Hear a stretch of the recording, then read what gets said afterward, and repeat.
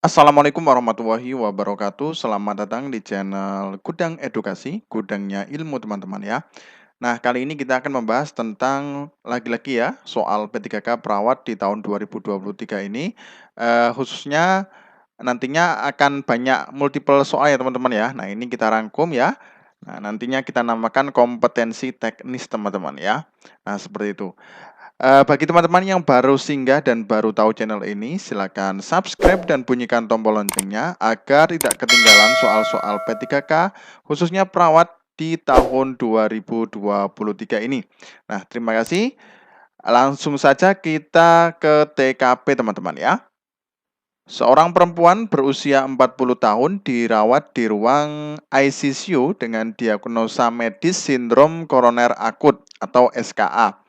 Ketika perawat melakukan tindakan observasi TTV terhadap pasien tersebut, pasien tiba-tiba mengeluh nyeri dada yang sangat hebat, kemudian terjadi henti jantung. Perawat berencana akan melakukan tindakan RJP, namun keluarga menolak dan keberatan terhadap tindakan RJP meskipun sudah diberikan penjelasan. Keluarga mengatakan bahwa pasien ingin meninggal dengan tentram dan tenang sendirian. Apakah dilema etik yang terjadi oleh perawat tersebut? A. Autonomi dan beneficence. B. Beneficence dan justice. C. Justice dan non-maleficence. D. Non-maleficence dan fidelity. E. Fidelity dan autonomi. Nah, kira-kira apa teman-teman? Kita kasih waktu 5 detik teman-teman ya untuk berpikir. Oke, jawabannya apa teman-teman? Jawabannya adalah A teman-teman ya. Nah, autonomi dan beneficent teman-teman ya. Nah, kita kaji untuk soalnya teman-teman ya. Nah, ini seorang pasien perempuan berusia 40 tahun dirawat di ruang ICU dengan diagnosa medis sindrom ya koroner akut atau SKA. Nah, ketika perawat melakukan tindakan observasi TTV ya terhadap pasien tersebut, pasien tiba-tiba mengeluh nyeri dada yang sangat hebat, kemudian terjadi henti jantung. Nah, ini sumber masalahnya teman-teman ya, henti jantung.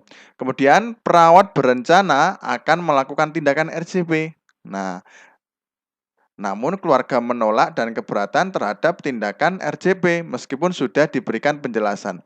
Nah, termasuk beneficient teman-teman ya, yang ini ya. Jadi perawat berencana melakukan tindakan RJP. Nah, namun keluarga menolak ini autonomi ya, autonomi. Ya. Nah, maaf ya tulisannya jelek. Kemudian meskipun sudah diberikan penjelasan. Nah, niatnya perawat ini baik ya, diberikan penjelasan agar nantinya ketika henti jantung dilakukan RJP kemungkinan masih bisa hidup teman-teman ya. Tapi keluarga mengatakan bahwa pasien ingin meninggal dengan tentram dan tenang sendirian. Nah, jadi berarti ini sudah autonomi ya.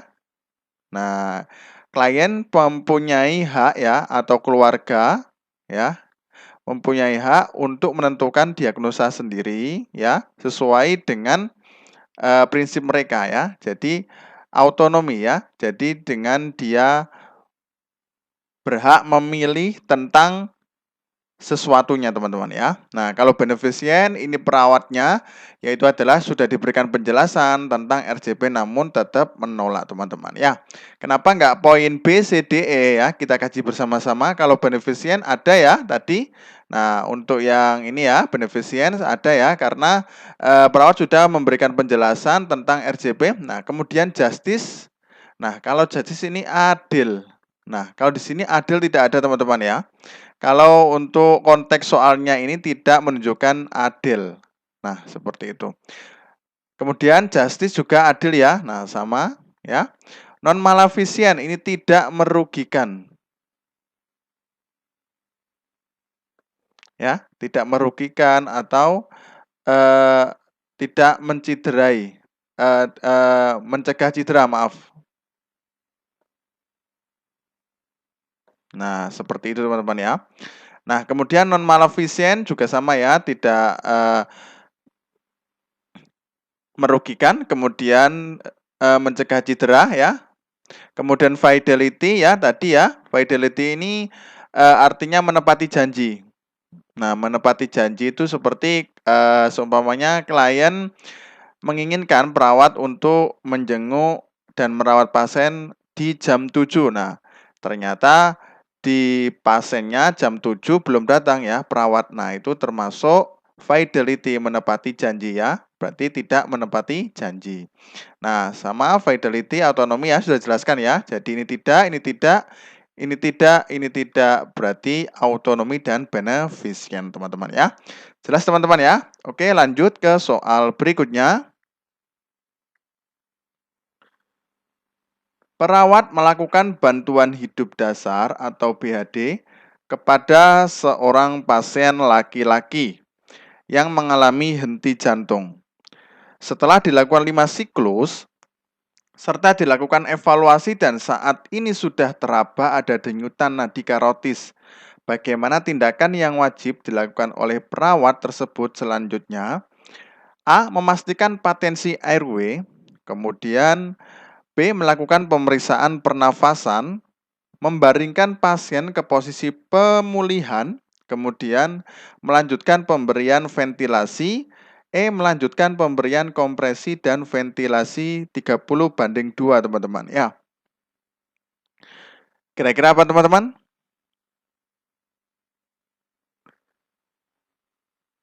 Oke, jawabannya apa teman-teman? B teman-teman ya, yaitu adalah melakukan pemeriksaan pernafasan teman-teman ya. Nah, ini kita kaji di sini teman-teman ya. Di perawat ya melakukan bantuan hidup dasar kepada seorang pasien laki-laki yang mengalami henti jantung. Nah, ini henti jantung ini sumber masalah. Setelah dilakukan 5 siklus serta dilakukan evaluasi dan saat ini sudah teraba ada denyutan nadi karotis. Nah, jadi sudah 5 siklus teman-teman ya. Nah, sudah 5 siklus. Nah, kemudian bagaimana tindakan yang wajib dilakukan oleh perawat tersebut selanjutnya yaitu adalah melakukan pemeriksaan pernafasan. Nah, rasionalnya apa teman-teman ya? Nah, ini dilakukan saat evaluasi bersamaan dengan pengecekan nadi teman-teman ya, seperti itu. Nah, kenapa tidak A? Nah, kalau A ini teman-teman ya dilakukan setelah tindakan kompresi 30. Nah, ya. Jadi setelah tindakan kompresi. Nah, ini kan sudah 5 siklus ya. Kemudian membaringkan posisi pasien ke posisi pemulihan. Nah, ini kenapa teman-teman kok enggak ini ya? Karena kalau sudah pasien teraba nadi dan bernapas spontan ya, kemudian baru dilakukan pemulihan atau posisi pemulihan teman-teman ya. Nah, seperti itu. Kemudian D. Melanjutkan pemberian ventilasi ini dilakukan pada pasien yang sudah teraba nadi tapi belum bernafas teman-teman ya. Kemudian melanjutkan pemberian kompresi dan ventilasi 30:2. Nah, ini dilakukan pada pasien yang henti jantung. Nah, tapi kan ini sudah memasuki 5 siklus teman-teman ya. Jadi jawabannya yang benar adalah B teman-teman ya. Oke, lanjut ke soal berikutnya. Seorang perempuan 28 tahun sedang hamil di rumah makan Padang mengalami sumbatan total saluran pernafasan akibat tersedak empek kapal selam. Korban sadar, terlihat pucat dan juga cemas serta memegang. Apakah teknik pertolongan pertama yang paling tepat untuk menolong wanita hamil tersebut? A. Back blow, B. Chest thrust, C. Abdominal thrust, D. Finger cross, dan sweep, E. Resusitasi jantung paru. Nah, kira-kira apa teman-teman?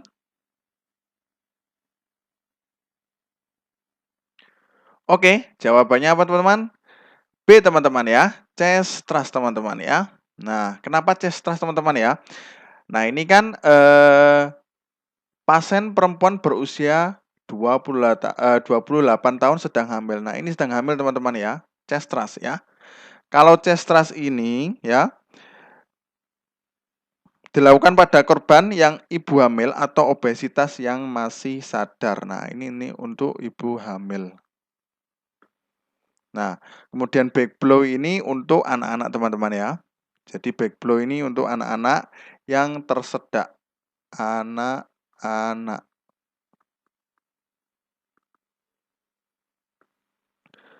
Kemudian abdominal thrust ini dilakukan pada pasien yang masih sadar ya, abdominal ya. Nah, kalau finger cross, nah ini kalau ada sumbatan ya di finger pakai 2 jari ya. Kemudian RJP pada yang henti jantung, teman-teman ya. Nah, simpelnya seperti itu, teman-teman ya.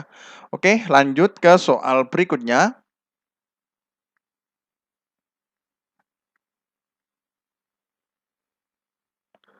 Seorang pasien laki-laki berusia 17 tahun diantar ke UGD rumah sakit dengan mobil setelah mengalami cedera kepala serius akibat kecelakaan bermotor akibat begal di malam hari. Hasil pengkajian didapatkan pasien tampak sadar tetapi mudah tertidur, membuka mata bila dipanggil, bicara tidak koheren, dan meracau sendiri, dan masih dapat melokalisir adanya nyeri. Nah, berapakah GCS pada pasien tersebut?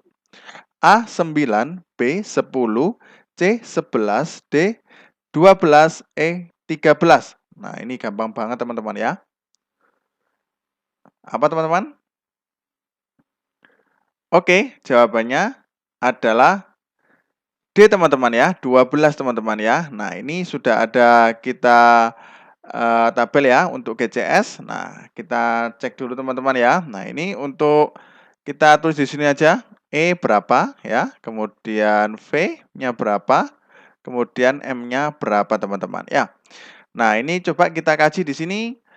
Seorang pasien laki-laki berusia 17 tahun diantar ke UGD rumah sakit dengan mobil setelah mengalami cedera kepala serius akibat kecelakaan bermotor akibat begal di malam hari. Hasil pengkajian didapatkan pasien tampak sadar tetapi mudah tertidur. Nah, ini membuka mata bila dipanggil, teman-teman. Nah, berapa teman-teman? Kalau dipanggil, coba kita cek. Nah, berarti dengan perintah atau suara atau sentuhan. Nah, berarti E-nya berapa teman-teman? E-nya 3 ya. Kemudian verbalnya. Nah, bicara bicara tidak koheren dan meracau sendiri teman-teman ya. Nah, berapa teman-teman? Coba kita cek di sini. Bicara mengacau. Nah, mengacau ya teman-teman ya. Berarti 4 teman-teman ya. Nah, 4. Kemudian dan masih dapat melokalisir adanya nyeri. Nah, kita cek dulu di sini berapa? Melokalisir nyeri. Nah, melokalisir nyeri berarti kan 5 teman-teman ya. Nah, ini ya. Menjangkau dan menjauhkan stimulus saat diberi rangsang atau nyeri teman-teman ya. Nah, ini ya, berarti 5. Nah, totalnya berapa teman-teman ya? 7 tambah 5 berarti 12. Ya, berarti D teman-teman ya. Oke, lanjut ke soal berikutnya. Seorang perempuan berusia 34 tahun diantar ke UGD dengan keluhan penurunan kesadaran hasil pengkajian CAB ya. Sirkulasi, airway, breathing ya, palpasi nadi korotis tidak teraba.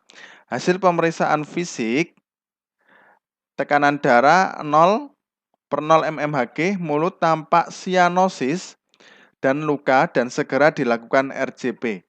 Nah, langkah pertama yang dilakukan pada kasus di atas, A. Berikan rangsang kesadaran, B. Kompresi 30 kali, ventilasi 2 kali, C. Lakukan bagging atau ambubek, D. Rawat luka daerah mulut, E. Berikan posisi recovery. Nah, kira-kira apa teman-teman ya? Gampang banget nih teman-teman ya. Kita kasih waktu 5 detik untuk teman-teman berpikir.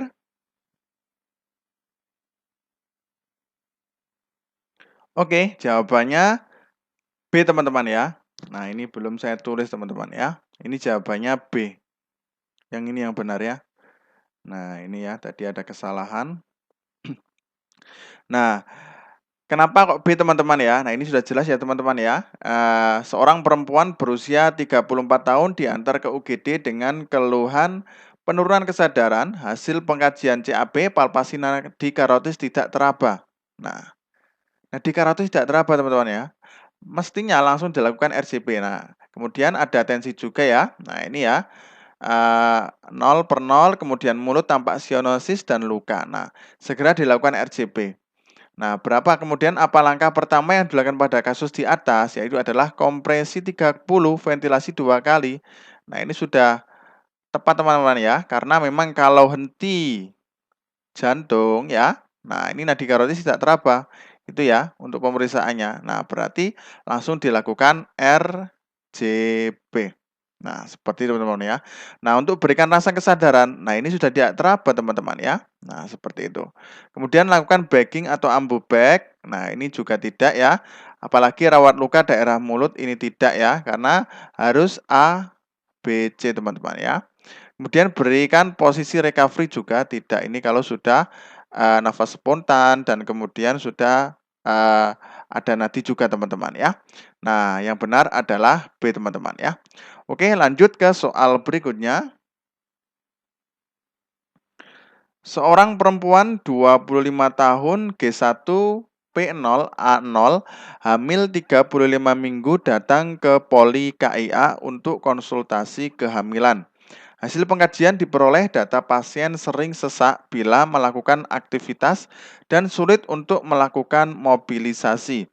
Observasi tanda-tanda vital, tekanan darah 110/70 mmHg, frekuensi nafas 24 kali per menit, dan frekuensi nadi 88 kali per menit. Apakah masalah utama pada kasus di atas ya? A. Gangguan mobilisasi. B. Gangguan jalan nafas. C. Gangguan oksigenasi. D. Gangguan rasa nyaman. E. Kurangnya pengetahuan. Nah, kira-kira apa jawabannya teman-teman?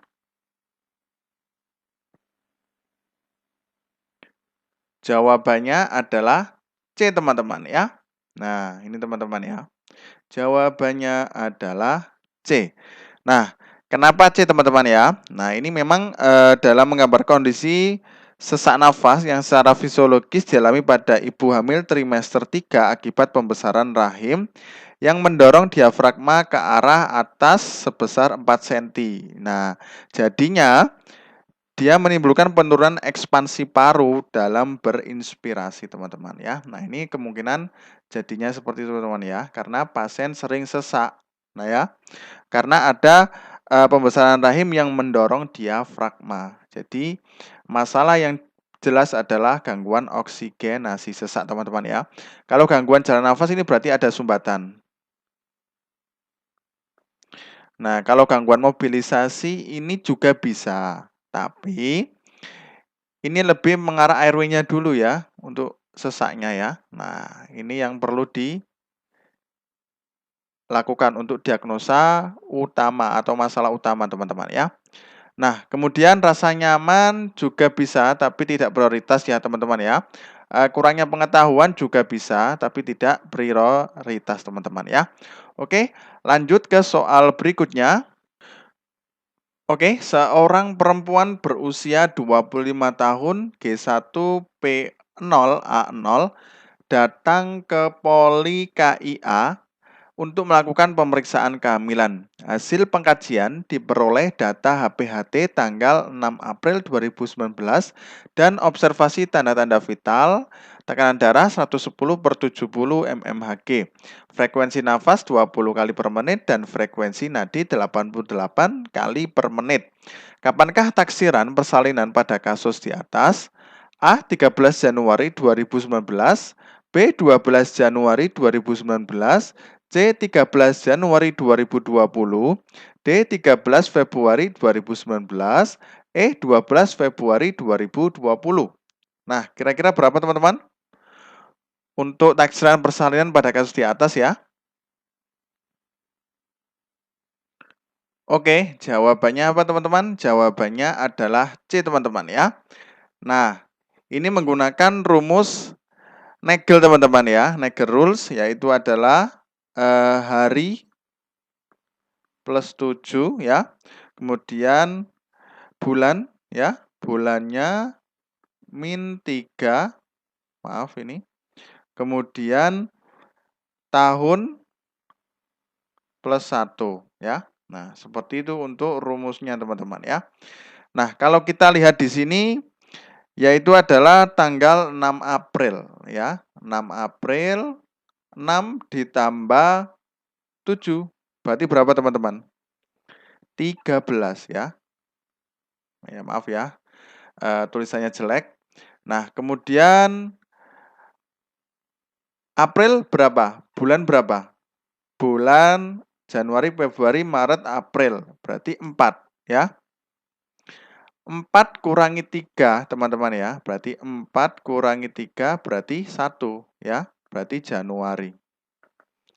Nah, ini tanggal 13 ya teman-teman ya. Nah, kemudian tahun +1 ya. Tahunnya 2019. Nah, 2019 tambah 1 berarti 2020. Berarti C teman-teman ya, cocok ya. Nah, ini ya. 13 ya. Yang ini 4 kurangi 3 ya, 1, kemudian 2020 teman-teman ya. Sudah jelas ya? Diingat saja teman-teman ya, jadi hari +7, kemudian -3 +1. Nah, seperti ini teman-teman ya. Ini rumusnya, nanti bisa diingat-ingat saja kalau ada soal seperti ini teman-teman ya. Oke, lanjut ke soal berikutnya. Seorang perempuan berusia 25 tahun diantar ke UGD oleh keluarganya dengan kondisi penurunan kesadaran akibat KLL 20 menit yang lalu. Nampak cedera pada kepala, terdengar bunyi gargling ya. Perdarahan pada telapak tangan, hasil pemeriksaan fisik didapatkan tekanan darah 110/60 mmHg, frekuensi nadi 100 kali per menit, kemudian frekuensi nafas 14 kali per menit, suhu 35,6. Apakah masalah keperawatan prioritas pada kasus tersebut? A. Ketidakefektifan perfusi jaringan serebral. B. Resiko kekurangan volume cairan. C. Ketidakefektifan jalan nafas. D. Kerusakan integritas kulit. Kemudian E. Hipotermia. Nah, kira-kira apa teman-teman?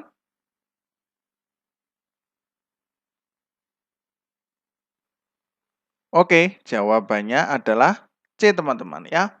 Ketidakefektifan jalan nafas teman-teman ya. Nah, coba kita kaji semuanya teman-teman ya. Nah, ini seorang perempuan berusia 25 tahun diantar ke UGD oleh keluarganya dengan kondisi penurunan kesadaran akibat kecelakaan lalu lintas ya 20 menit yang lalu. Kemudian nampak cedera pada kepala. Nah, ini bisa juga ketidakperfusi jaringan serebral ya, juga bisa teman-teman ya. Kemudian terdengar bunyi gargling. Nah, berarti ada ini ya, ketidakefektifan jalan nafas teman-teman ya. Kemudian perdarahan pada telapak tangan. Nah, resiko juga ya, resiko ya. Nah, resiko kekurangan volume cairan juga ada ya, karena ada perdarahan. Kemudian kerusakan integritas kulit. Nah, ini berarti kan di telapak tangan ya, berarti kan ada robekan ya mestinya ya. Nah, kemudian hipotermia juga pada suhu 35,6. Nah, tapi yang ditanyakan di sini adalah keperawatan prioritas. Nah, kembali lagi, berarti RW-nya teman-teman ya. Berarti ketidakefektifan jalan nafas dulu yang diprioritaskan teman-teman ya. Jadi seperti itu teman-teman ya. Oke, jelas ya. Lanjut ke soal berikutnya. Seorang laki-laki berusia 35 tahun diantar ke UGD dengan keluhan demam, flu disertai dengan kekuningan dan marah-marah kepada perawat triase UGD karena merasa merasa diperlakukan tidak layak atau sangat lambat dalam penanganan. Pasien tersebut sudah menunggu di UGD selama 35 menit dan melihat perawat sibuk dengan pasien lain dan lebih mendahulukan pasien gawat kecelakaan yang baru datang. Perawat pun kemudian menjelaskan bahwa pasien yang masuk ke UGD akan diprioritaskan berdasarkan tingkat keparahan, kegawatan, dan kondisi yang mengancam jiwa. Apakah prinsip etik yang telah dilakukan perawat A. Justice, B. Veracity, C. Autonomy, D. Beneficence, E. Non-maleficence. Nah, kira-kira apa teman-teman? Gampang banget ya. Kalau sudah lihat YouTube yang kemarin pasti sudah tahu ini ya, karena saya ulas banyak sekali ya untuk soalnya. Oke, apa teman-teman? Jawabannya adalah A teman-teman ya. Nah, justice ya. Justice itu keadilan. Nah, coba kita cek di sini teman-teman ya. Nah, seorang laki-laki berusia 35 tahun diantar ke UGD dengan keluhan demam, flu disertai dengan kekuningan dan marah-marah. Nah, ini kan tidak gawat teman-teman ya. Tidak gawat. Kepada perawat triase UGD karena merasa diberlakukan tidak layak atau sangat lambat dalam penanganan. Pasien tersebut sudah menunggu di UGD selama 35 menit dan melihat perawat sibuk dengan pasien lain dan lebih mendahulukan pasien gawat kecelakaan yang baru datang. Nah, perawat pun menjelaskan bahwa pasien yang masuk ke UGD akan diprioritaskan berdasarkan tingkat keparahan kegawatan, teman-teman. Ya. Nah, berarti kan perawat ya, perawat itu melakukan etik justice teman-teman ya. Jadi sesuai dengan porsinya teman-teman ya. Nah, kalau gawat tidak didahulukan nanti malah mengancam jiwa. Ya, teman-teman ya. Nah, makanya perawat ini bersifat adil ya. Jadi yang tidak gawat tidak didahulukan ya, tapi perawat juga sudah menjelaskan teman-teman ya. Nah, menjelaskan bahwa pasien yang masuk ke UGD akan diprioritaskan berdasarkan tingkat keparahan kegawatan ya dan kondisi yang mengancam jiwa teman-teman ya. Nah, seperti itu. Nah, kalau veracity ini jujur ya, teman-teman ya, jujur.